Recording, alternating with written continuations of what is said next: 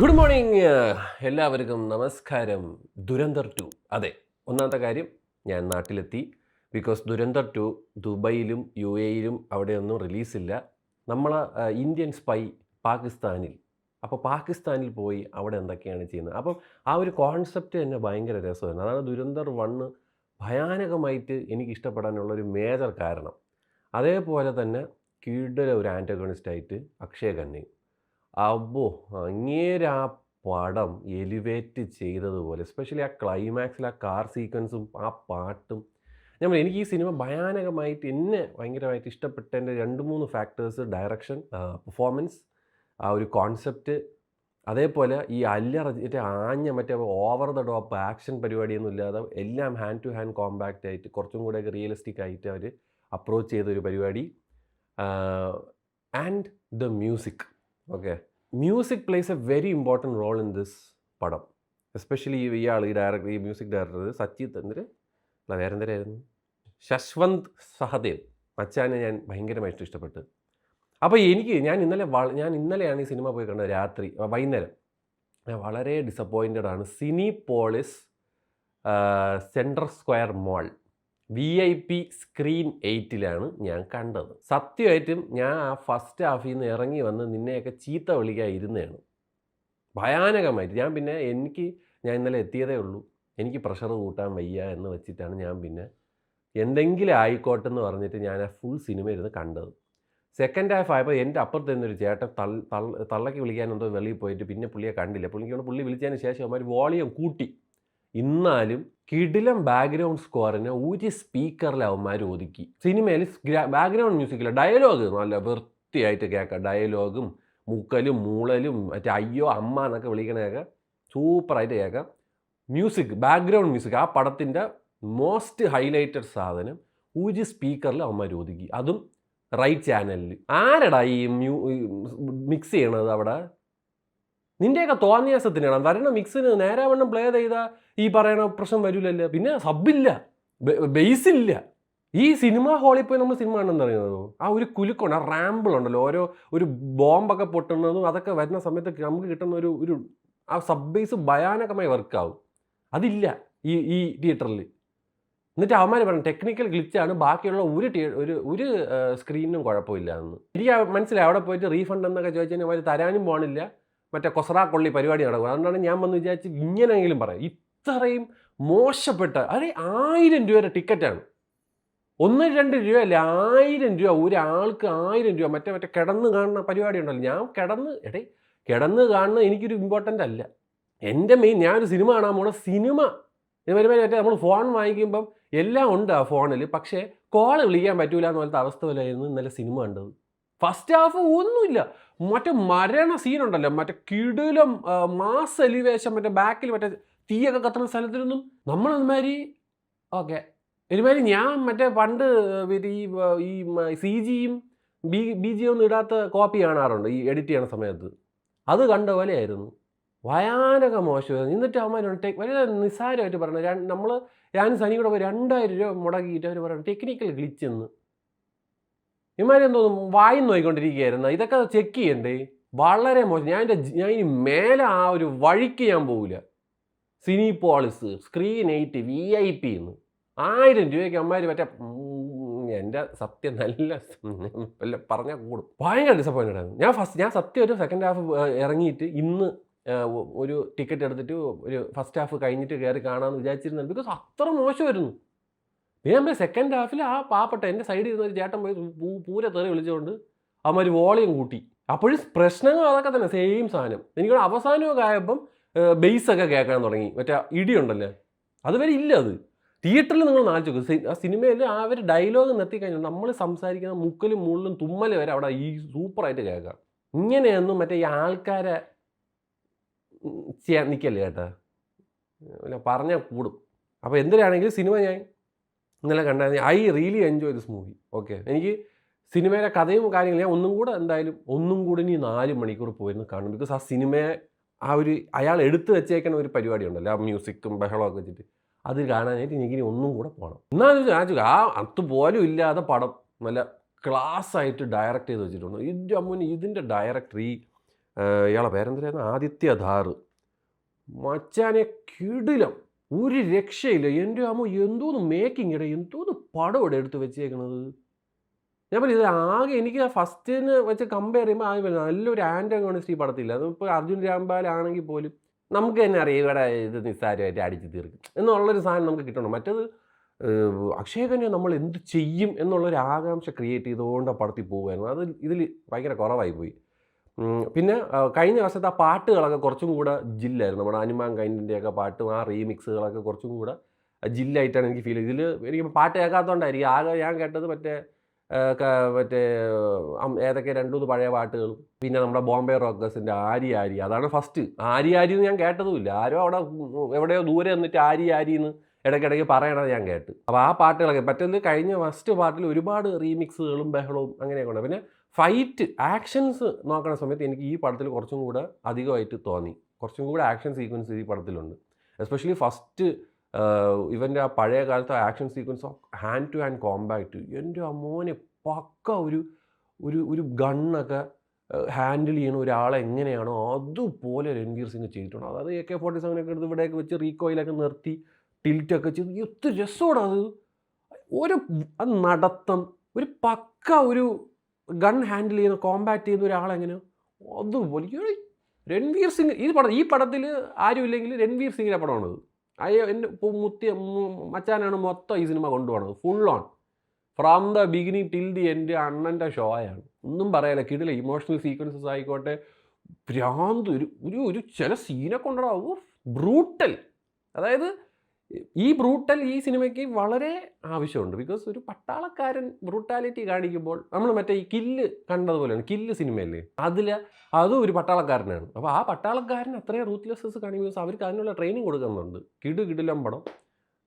ഒരുപാട് ഇത് നല്ലൊരു ഫിക്ഷണൽ സിനിമയാണ് കേട്ടോ. ഇതിനെ റിയാലിറ്റി ആയിട്ട് നിങ്ങൾ ഇതിനെ എടുക്കുകയാണെങ്കിൽ എനിക്കൊന്നും പറയാനില്ല. ബിക്കോസ് തുടക്കത്തിൽ തന്നെ പറയണുണ്ട് ഇത് ഫിക്ഷനാണ്, ഇത് കഥയായിട്ടൊന്നുമില്ല. അവിടെ ഇവിടെയൊക്കെ കണ്ട കുറച്ച് സാധനങ്ങളെയൊക്കെ അയാൾ രീതിയിൽ എഴുതി.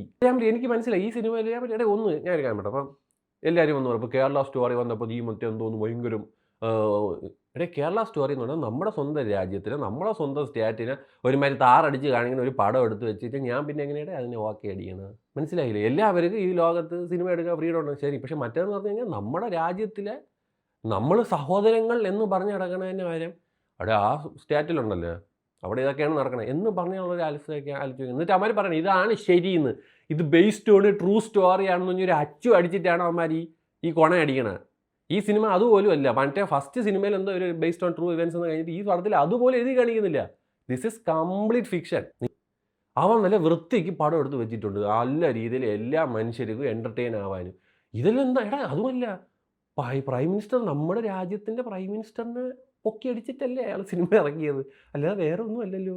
ഞാൻ പറയും ഇത് അത്രേ ഉള്ളൂ. അവർ പറയുന്നത് പോലെ എന്തെന്ന് നമ്മൾ കയറി അടിക്കുന്ന ഗവൺമെൻറ്റുള്ള ആൾക്കാരാണ് എന്ന് പറയുന്ന ഒരു കോൺസെപ്റ്റ് അവർ ഇതിൽ കാണുന്നത് ദത്തം സെൽമൻ. അതാണ് പറഞ്ഞത്. ഈവൻ ഇതിൽ ഭയാനകമായിട്ടുള്ള എന്തെങ്കിലും ഉണ്ടെങ്കിൽ ഓക്കെ നമുക്ക് പറയാം. പക്ഷെ അതും പറയാൻ പറ്റും. ഇത് ബേസ്ഡ് ഓൺ എ ട്രൂ സ്റ്റോറിയേ അല്ല. ഇതിൽ കാണിച്ചിരിക്കുന്ന കുറേ പേരൊക്കെ ഉണ്ട്, അവരൊക്കെ ജീവനോടുണ്ടോയെന്ന് പോലും ഇവിടെ ആർക്കും അറിഞ്ഞുകൂടാ. അപ്പോൾ നിങ്ങളൊന്ന് ആലോചിക്കുന്ന ഒരു ഇന്ത്യൻ ഇൻ്റലിജൻസിൽ ഒരാൾ വിളിച്ചിട്ട് ഇതിൻ്റെ ഡയറക്ടറിനെ വിളിച്ചിട്ട് ഇതൊക്കെയാണ് കഥ, അടിച്ച് ഇറക്കി സിനിമ ആക്കിക്കോ എന്ന് പറഞ്ഞാൽ നിങ്ങൾ ആലോചിക്കും. പക്ഷേ കുറേ പേര് ഇതാണ് സത്യം എന്ന് പറഞ്ഞ് എടുക്കും. അത് നമുക്കൊന്നും ചെയ്യാൻ പറ്റില്ല, അത് അവരെ കാര്യമാണ്. പിന്നെ ഈ പറയുന്ന ഗവൺമെൻറ്റിൻ്റെ ഹാർഡ് കോർ ഫാൻസ് ഈ സിനിമ അവരെ ഒരു വേറെ ലെവൽ രീതിയിൽ പ്രൊമോഷനും കാര്യങ്ങളും ചെയ്ത് അതൊന്നും ചെയ്യാൻ പറ്റില്ല. ഒരു സിനിമ എന്നുള്ള രീതിയിൽ 4 മണിക്കൂർ പോയത് ഞാൻ അറിഞ്ഞില്ല. അത്ര എനിക്ക് പറയാം, അത്ര ഗംഭീര ഡയറക്ഷൻ. ആകെ സെക്കൻഡ് ഹാഫിൻ്റെ അവിടെ ഈ കുറേ പേരെ തട്ടണ ഒരു സാധനമുണ്ട്. അതിന് അവർക്ക് എന്തെങ്കിലും കുറച്ചും കൂടെ ഒന്ന് ഫാസ്റ്റ് ആക്കിയിട്ട് കുറച്ചും കൂടെ ഒന്ന് കട്ട് ചെയ്ത് ക്രിസ്പ് ആക്കിയതെങ്കിൽ കുറച്ചും കൂടെ ബെറ്റർ ആക്കുന്നത്. പക്ഷേ ഈ 4 മണിക്കൂർ ജസ്റ്റിഫൈ ചെയ്യുന്നുണ്ടെന്ന് വെച്ചാൽ ഞാൻ പറയില്ല, ഞാൻ അറിഞ്ഞേ ഇല്ല. പടം പറന്ന് പോകണം ഒരു പടം, കിടിലും ഫൈറ്റും ബഹളവും ക്യാമറ വർക്കും മ്യൂസിക്കും ഫൈറ്റ് സീക്വൻസസും പെർഫോമൻസസും ഒക്കെ വെച്ചിട്ടൊരു പടം. അത്യാവശ്യം നല്ല കുറേ ട്വിസ്റ്റും ടേണുകളും. ഞാൻ അതാണ് പറയും, ആ ട്വിസ്റ്റും ടേണുകളൊക്കെ ഒരു സിനിമാറ്റിക് രീതി നോക്കിയാൽ മതി. അതിന് സീരിയസ് ആയിട്ട് നോക്കിക്കഴിഞ്ഞാൽ തീർന്നു. ഞാൻ പറയും സീരിയസ് ആക്കി നോക്കണ്ട, ഇത് ഫിക്ഷണൽ പടമാണ്, ഫാൻറ്റസിയാണ്. മനസ്സിലായി? ഇത് നിങ്ങൾക്ക് വളരെ സീരിയസ് ആയിട്ടാണ് അവിടെ സ്പൈ വർക്ക് ചെയ്യാൻ പോകണം. അല്ല അമ്മമാർ ഇതുപോലത്തെ പട്ടി ഷോയൊന്നും അല്ലായിരിക്കും അവിടെ കാണിക്കണത്. അവരൊക്കെ അവരുടേതായ കാര്യങ്ങളൊക്കെ ചെയ്ത് അവർക്ക് ഇൻഫർമേഷൻ കൊടുക്കുക. ഇന്ത്യയിൽ കൊടുക്കുക എന്നുള്ള സാധനമാണ്. അതിൽ നമ്പർ 1 എന്ന് പറയുന്നത് ഇസ്രായേലാണ്. മൊസാദ് എന്ന് പറയുന്നത് അവന്മാരാണ് ഈ ലോകത്തിലെ ഏറ്റവും നമ്പർ 1 ഇന്റൽ പ്രൊവൈഡ് ചെയ്യുന്ന ആൾക്കാർ. ഇന്ത്യയൊക്കെ തന്നെ ട്രെയിനിങ് കൊടുക്കുന്നത് മൊസാദാണ്. അപ്പോൾ അങ്ങനെ ഒരു റിയാലിറ്റി ഉണ്ട് ഈ പറയുന്ന സ്പൈ വർക്ക്. അതിൻ്റെ ഒരു വലിയ എക്സാമ്പിളാണ് ഇപ്പോൾ നടക്കുന്ന ഈ അടി. അവിടെ നിന്ന് കിട്ടുന്ന സ്പൈ വർക്കിൻ്റെ ബലം വെച്ചിട്ടാണ് അമേരിക്കയും ഇസ്രായേലൊക്കെ അടി കൂടാൻ പോണത്. ഇതേ പരിപാടി എല്ലായിടത്തും അങ്ങോട്ടും ഇങ്ങോട്ടും നടക്കുന്നുണ്ട്. യൂഷ്വലി ഇങ്ങനെയൊക്കെ ആരെങ്കിലുമൊക്കെ പിടിച്ചു കഴിഞ്ഞ് കഴിഞ്ഞാൽ ഗവൺമെൻറ് കൈമലത്ത് അയ്യോ നമുക്ക് അവനെ അറിയത്ത പോലും ഇല്ല എന്ന് പറയും. അത് ഞാൻ ഇത് അവൻ്റെ ഫാൻ, അവനൊരു വലിയ ഫാനാണ് ഈ ഗവൺമെൻറ്റിന്. അവൻ്റെ ഫാൻഡം അവൻ എൻജോയ് ചെയ്തു. എനിക്ക് അങ്ങനെയാണ് തോന്നിയത്. അത് നല്ല വൃത്തിക്ക് എടുത്ത് വെച്ചിട്ടുമുണ്ട്. ഞാൻ കൊടുത്ത കാശിൽ എനിക്ക് ആകെ തിയേറ്റർ മോശമായി, നല്ല സിനിമ പൊളിയായിരുന്നു. അതാണ് എനിക്ക് ദുരന്തറിനെ പറ്റി പറയാനുള്ളത്. വെടിച്ചില്ലം പടം എന്ന് പറഞ്ഞാൽ അത്യുഗ്രം സിനിമ, കിടിലം ബഡ്ജറ്റിന്. ഇത് അവൻ തന്നെയാണ് പ്രൊഡ്യൂസ് ചെയ്തേക്കുന്നത്, ഈ ഡയറക്ടർ. ഇത് അവൻ്റെ പടം അവിടെ എഴുതിയത്, പ്രൊഡ്യൂസ് ചെയ്തേക്കുന്നത്, ഡയറക്റ്റ് ചെയ്തേക്കെ അവൻ തന്നെ. അവൻ്റെ ഭാര്യ ഇത് സിനിമയിൽ അഭിനയിച്ചിട്ടുണ്ട്, മറ്റേ പെണ്ണ് യാമി ഗുപ്ത, സഞ്ജയ് ദത്തുണ്ട്, അർജുൻ രാംപാൽ, മാധവനൊക്കെ ആടിപ്പൊളിയായിരുന്നു കേട്ടോ. എന്തോ ഉസാകടയാണ് മനുഷ്യൻ. മാധവൻ, പിന്നെ ഒരുപാട് പേരുണ്ട്. അത്യാവശ്യം നല്ല കുറച്ച് കിടിലം കാസ്റ്റും. സിനിമാറ്റോഗ്രാഫർ വികാസ് നൗലാഖ കിടിലം കേട്ടോ, കിടിലം ക്യാമറ വർക്ക്, സൂപ്പർ. എനിക്ക് ഇവനെയൊക്കെ ഇനി നല്ല രീതിയിൽ യൂട്ടിലൈസ് ചെയ്യണം. കിടിലം. എഡിറ്റഡ് ബൈ ശിവകുമാർ വി പണിക്കരാടേ മലയാളിയാ. കിടിലം എഡിറ്റിങ്. ഞാൻ പടം ഫസ്റ്റ് ഹാഫൊക്കെ പോയത് ഞാൻ അറിഞ്ഞില്ല, ഉള്ള കാര്യമായിട്ട്. 2 മണിക്കൂറായിരുന്നു ഫസ്റ്റ് ഹാഫ്. ചുമ്മെന്ന് പറഞ്ഞു പോയി. പിന്നെ മ്യൂസിക് ഡയറക്ടർ, അവനെയൊക്കെ ഒന്നും പറയല്ല കേട്ടോ. അവനൊക്കെ വേറെ റേഞ്ച്. ഇതും മിക്കവാറും 1000 കോടി ഉറപ്പ് ഈ പടവും. പിന്നെ ഞാൻ ഫസ്റ്റിൻ്റെ അത്ര ആ ഒരു എനിക്ക് പ്രശ്നം പറ്റിയത് അവിടെയാണ്. ഇവർ മറ്റേ സാധനം ഉണ്ടല്ലോ, മറ്റേ അക്ഷയ് കന്യയുടെ ഡാൻസിൻ്റെ ഒക്കെ ഒരു സാധനം ഇവർ റീക്രിയേറ്റ് ആക്കാൻ നോക്കി. അത് നടക്കൂല. അയ്യോ, അത് അങ്ങേര് വേറെ ലെവൽ സ്വാഗ്. അങ്ങേരെ മറ്റേ ഡാൻസും മറ്റേ ലൂക്കും. അങ്ങേര് വന്ന് മറ്റേ കേക്ക് വാക്കായിരുന്നു. ആ ഒരു ആൻറ്റഗോണിസ്റ്റ് ഈ പടത്തിൽ മിസ്സിങ് ഉണ്ടായിരുന്നു. അതായത് ഒരു കുറേ മറ്റേ ഇതിന് സ്പൈവേഴ്സ് എന്നൊക്കെ പറഞ്ഞിട്ടൊരു വേസ്റ്റ് ഉണ്ടല്ലോ, മറ്റേ ഫാസ്റ്റ് ആൻഡ് ദ ഫ്യൂരിയസിൻ്റെ അവിടെ നിന്ന് കിട്ടുന്ന അച്ചിനെ എടുത്ത് ഇവിടെ വെച്ചിട്ട് ഈ ഹിന്ദി പടമായിട്ട് ഇറക്കണം.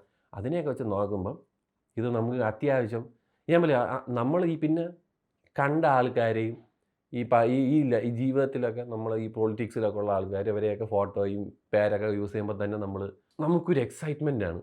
നമ്മൾ തന്നെ അറിയാതെ ഇത് റിയാലിറ്റി ആണെന്ന് നമ്മൾ ചിന്തിക്കുകയാണ്. അൺഫോർച്ചുനേറ്റ്ലി അല്ല കേട്ടാ. നമുക്ക് നമുക്കൊന്നും ഈ ഇൻഫർമേഷൻ തരൂലടേ. ഈ സാധാരണക്കാരനൊന്നും ഇന്ന ആൾ ജീവനോടുണ്ടോ, ഇന്ന ആളുണ്ടോ, അങ്ങനെയാണോ എന്നൊന്നും ആരും പറഞ്ഞു തരൂല. അവർക്ക് അതിനാണ് നിങ്ങളെയൊക്കെ പിടിച്ചിങ്ങനെ ടി വിയിൽ സ്പോർട്സ്, സിനിമ എന്നൊക്കെ പറഞ്ഞിട്ട് അതിൻ്റെ സിനിമയുടെ ഇടയിൽ നിങ്ങളൊക്കെ ഇങ്ങനെ കാണിച്ചു തന്നിട്ട് നിങ്ങളെയൊക്കെ പറ്റിക്കും. വേണ്ടാ ഇങ്ങനെയൊക്കെയാണ് കേട്ടാ എന്നൊക്കെ പറഞ്ഞിട്ട് അപ്പോൾ ചിലവർ വിശ്വസിക്കും, ചിലവർ കുറച്ച് റിസർച്ചൊക്കെ ചെയ്തിട്ട് പോടാറുകാന്ന് പറയും. അതാണ് എനിക്ക് പറയാനുള്ളത്. നിങ്ങൾ സിനിമ കണ്ടവർ നിങ്ങളുടെ വിലയേറിയ അഭിപ്രായം പറയാം. But I would say this was a fantastic action movie from Aditya Dhar. ഇനിയും ഇങ്ങനെയൊക്കെ സിനിമ ഇറക്കുള്ളൂ. അവൻ്റെ പൊളിറ്റിക്സ് പറയണം. നിങ്ങൾ നാളെ ഒരു സിനിമ എടുക്കുകയാണെങ്കിൽ നിങ്ങൾക്ക് കൺവേ ചെയ്യാൻ താല്പര്യമുള്ള ഒരുപാട് മെസ്സേജസ് ഉണ്ടാവും. അത് പലതും ആവാം.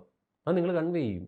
അത് ചിലവർക്ക് ഒട്ടും പിടിക്കില്ല, ചിലവരെ ചിന്തിപ്പിക്കും, ചിലവർ ഓഹോ എന്ന് പറഞ്ഞ് ആഘോഷിക്കും. As simple as that. പക്ഷേ ഈ പറയുന്ന പൊളിറ്റിക്സ് വളരെ മോശമാകുമ്പോഴാണ് നമ്മളൊക്കെ ഇറങ്ങുന്നത്. എനിക്ക് കേരള സ്റ്റോറി ഞാൻ മോശം എന്ന് പറഞ്ഞതിൻ്റെ മെയിൻ കാരണം നമ്മൾ അങ്ങോട്ടും ഇങ്ങോട്ടും സഹോദരങ്ങൾ എന്ന് പറഞ്ഞത്, India is my country, all Indians are my brothers and sisters എന്ന് ഇങ്ങനെ കയ്യും വെച്ചിട്ട് എല്ലാ ദിവസവും രാവിലെ സ്കൂളിൽ പഠിക്കുന്ന സമയത്ത് പണിഞ്ഞുകൊണ്ടിരുന്നിടത്തിനാണ് ഞാൻ. അപ്പോൾ നമുക്കത് പൊള്ളൂലേ? വേറൊരു ബ്രദറും സിസ്റ്ററും വന്നിട്ട് മറ്റേതാണെന്ന് പറയുമ്പം പൊളിറ്റിക്സും കാര്യങ്ങളൊക്കെ ഓരോ ആൾക്കാരുടെ ഓരോ പേഴ്സണൽ ബിലീഫാണ്. അവർക്ക് അവരുടേതായ കാര്യങ്ങളുണ്ട്. ഈ ലോകത്ത് ഇന്ത്യയിലുള്ള എല്ലാവർക്കും അവരെ പൊളിറ്റിക്സും കാര്യങ്ങളും പറയാനുള്ള ഫ്രീഡവും ഇവിടെ ഉണ്ട്. അത് ചിലവർ പറയുന്നു, ചിലവർ പറയാതിരിക്കുന്നു, അത്രയേ ഉള്ളൂ. നമ്മൾ അങ്ങനെയാണെങ്കിൽ വോട്ട് ചെയ്യണത് എല്ലാവരും കാണണം. ഇല്ലല്ലോ, അത് നിങ്ങളുടെ പ്രൈവസി വെച്ചിട്ടല്ലേ നിങ്ങളത് ചെയ്യുന്നത്. That is why it is like that എന്ന് പറഞ്ഞുകൊണ്ടാണ് ഞാൻ ഇവിടെ ഇത് നിർത്തുകയാണ്. പടമായിട്ട് കാണുകയാണെങ്കിൽ ഒരു കുഴപ്പമില്ല. This is A very good patriotic movie. അല്ലാതെ ഇതിൽ അതുണ്ട്, ആ സീൻ ഇങ്ങനെയല്ല, മറ്റേത് അങ്ങനെയാണ്. ഞാൻ ഡീമോണിറ്റൈസേഷൻ കണ്ടിട്ട് അവർ പറയുന്ന പോലെയൊക്കെയാണെങ്കിൽ ആയിക്കോട്ടെ. എന്നാൽ പോലും നമ്മൾ അനുഭവിച്ചൊരു പരിപാടി ഉണ്ടല്ലോ ഡീമോണിറ്റൈസേഷൻ്റെ സമയത്ത്. എത്ര ബാങ്കിലുള്ളവന്മാർ മറ്റേ മാനേജർമാരെന്നൊക്കെ അറിയുമോ തൂങ്ങിത്തത്തത്. ഞാൻ ഡീമോണിറ്റൈസേഷൻ കൊണ്ട് നമ്മളെ രാജ്യത്തിനുണ്ടായ ഒരൊറ്റ ബെനിഫിറ്റേ ഉള്ളൂ. അത് UPI പേയ്മെൻറ്റും ഡിജിറ്റലൈസേഷൻ ഓഫ് മണിയുമാണ്. ആ ഒരു സാധനം ഞാൻ എവിടെയും പറയും. അപ്പോൾ അതാണ് പറഞ്ഞത്. അപ്പം അങ്ങനെയൊക്കെ കാണാൻ നിങ്ങൾ സിമ്പിളായിട്ടൊന്ന് കണ്ടാൽ മതി. ഒരു സിനിമയായിട്ട് പോയി കാണുകയാണെങ്കിൽ നിങ്ങൾ കട്ടൊക്കെ എൻജോയ് ചെയ്യും. If you are thinking about your politics and everything, then this is definitely going to disappoint you. അതാണ് എനിക്ക് പറയാനുള്ളത്. ബാക്കിയുള്ളതൊക്കെ നിങ്ങളുടെ ഇഷ്ടം. നിങ്ങൾ എന്തായാലും സിനിമ കണ്ടാൽ താഴെ വന്ന് രേഖപ്പെടുത്തുക. Bye bye.